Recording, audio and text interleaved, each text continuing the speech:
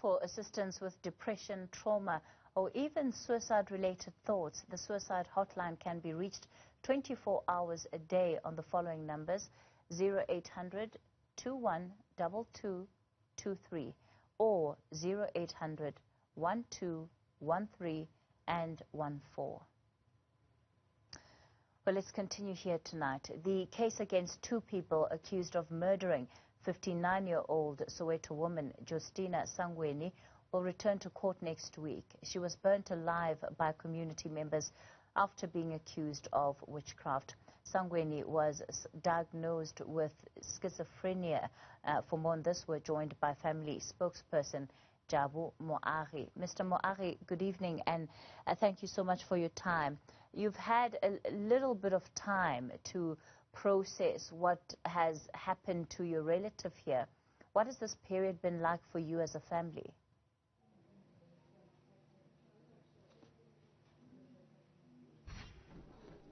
Katie, this is the darkest hour that we had to face as a family, given that this thing happened just so quick, and we had to then respond by making sure that at least Mama receives, like for instance, the best medical care that we could, but unfortunately we couldn't save her life. Talk to me. So as a family, we are very, very traumatized. It's difficult for any family, especially when a relative is diagnosed with any kind of illness, really. Talk to me about what it was like for you as a family when, as you heard, Umama was diagnosed with a mental illness.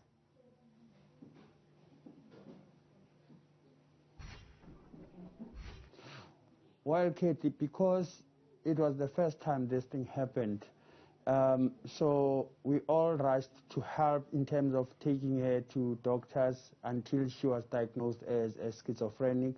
And it was a cultural shock, basically, to the family, but we rallied against her to make sure that at least she does feel the comfort of her family and making sure that she gets well soon. But it was unfortunate that it couldn't happen the way we had planned.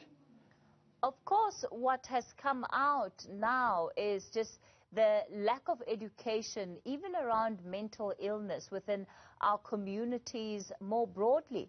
Are you finding that that's probably part of what has led to this, outside of the fact that it was just absolutely violent and horrific?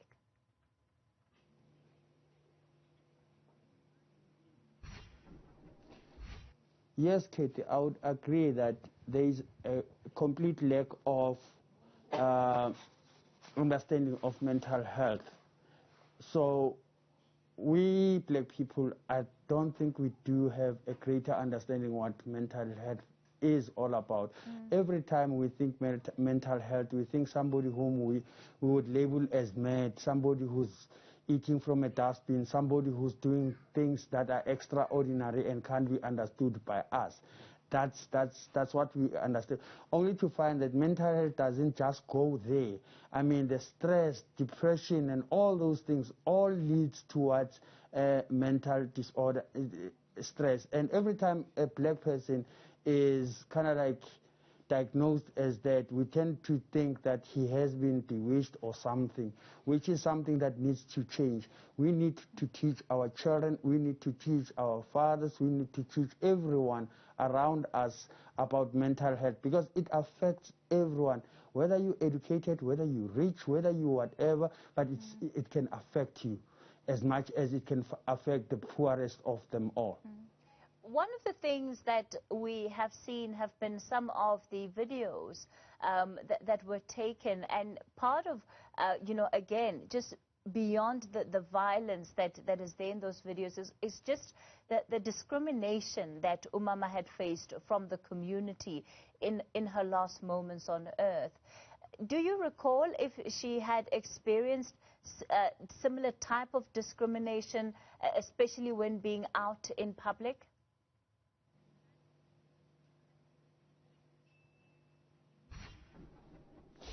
No, except for that fateful day where we had to then pick her up after they burnt her. There were people who were watching the whole thing unfold. They were standing at their gates and watching a witch being killed, which is incorrect. She wasn't a witch. She was simply a sick woman who needed their help, but they decided not to help her and just kill her brutally. You know, part of the story and how it has reached South Africans is that, you know, we've got this 59-year-old Jostina Sangweni who has been brutally killed, but I believe that there was probably much more to her as a human being. Tell us a little bit about who she was, and perhaps, you know, from the perspective of you as a family, what you'll remember her most for.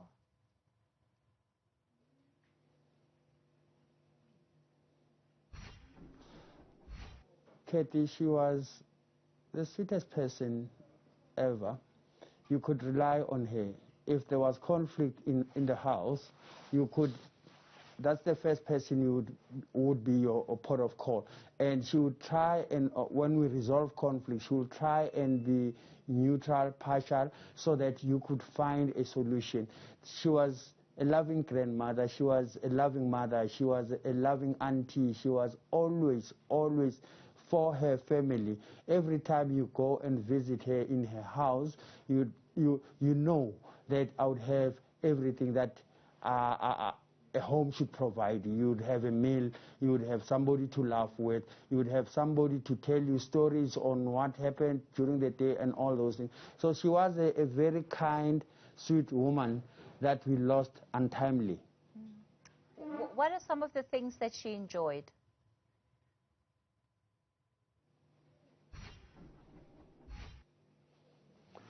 She enjoyed spending time with her family. She enjoyed parties, family parties. She wasn't somebody who would go outside for a party, but if we have a family gathering, a family party, she would be very active. She would dance as we dance. She would laugh as we laugh, and she would give more. Like, she would talk to everyone in the house and makes everyone to feel comfortable being around her. Even on the streets, in our street, around our streets, she was a person that you would never hear somebody saying, I had a conflict with Kathy over this and that and that.